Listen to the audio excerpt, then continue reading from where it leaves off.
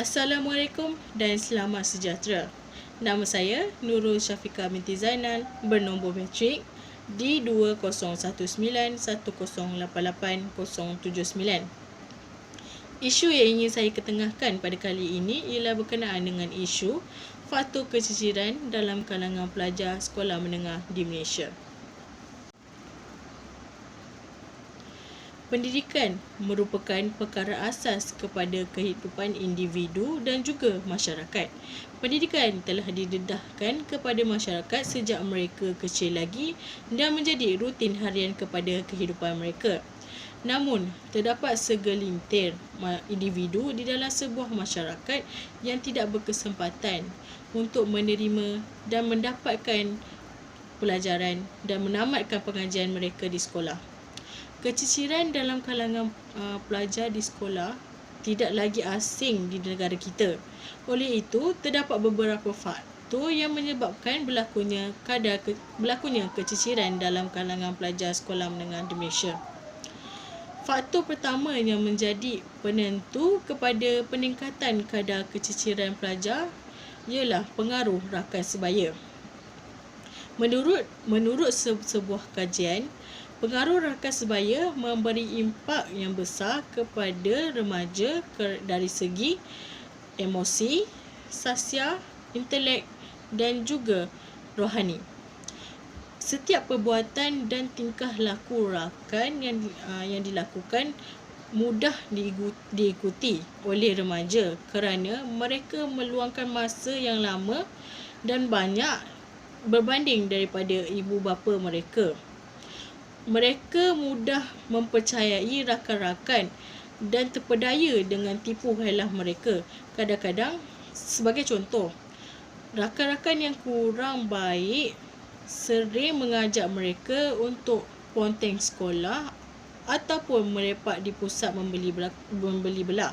Ini merupakan langkah pertama yang menyebabkan berlakunya keciciran dalam kalangan pelajar sekolah menengah Malaysia.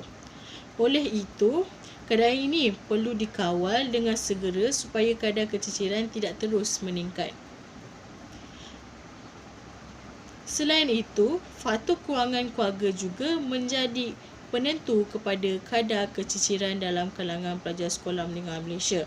Masalah kewangan ibu bapa menjadi isu utama yang menyebabkan anak-anak tidak ke sekolah. Hal ini kerana ibu bapa menyatakan bahawa mereka tidak mampu untuk memberi kemudahan persekolahan kepada anak-anak seperti duit belanja dan juga keperluan harian sekolah. Anak-anak tidak berpeluang untuk pergi ke sekolah dan menerima pendidikan. Pengabaian ibu bapa terhadap anak-anak mengenai pendidikan mereka menyebabkan anak-anak tidak ke sekolah.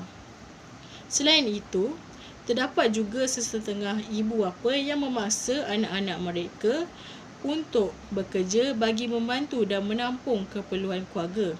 Oleh itu, anak-anak terlampau sibuk untuk mencari nafkah bagi membantu keluarga mereka. Anak-anak tidak berpeluang untuk ke sekolah seperti orang lain dan menyebabkan mereka berhenti belajar lebih awal berbanding orang lain. Seterusnya ialah kes buli dalam kalangan pelajar juga menjadi faktor keciciran yang serius. Buli adalah perkara yang tidak boleh dilakukan oleh pelajar sama ada di sekolah maupun di luar sekolah. Ianya menjadi salah satu faktor keciciran dalam kalangan pelajar kerana masa buli rasa tertekan dan terbeban dengan keadaan yang berlaku. Mereka berasa trauma dan takut untuk ke sekolah. Masa buli juga takut untuk membuat laporan kepada guru kerana bimbang pembuli akan melakukan perkara yang lebih teruk berbanding sebelumnya.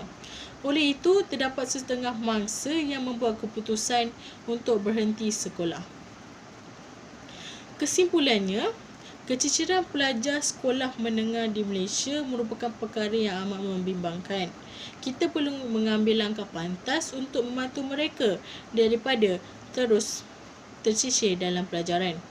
Kita semua perlu memastikan setiap remaja menerima hak mereka untuk mendapatkan pendidikan. Sekian, terima kasih.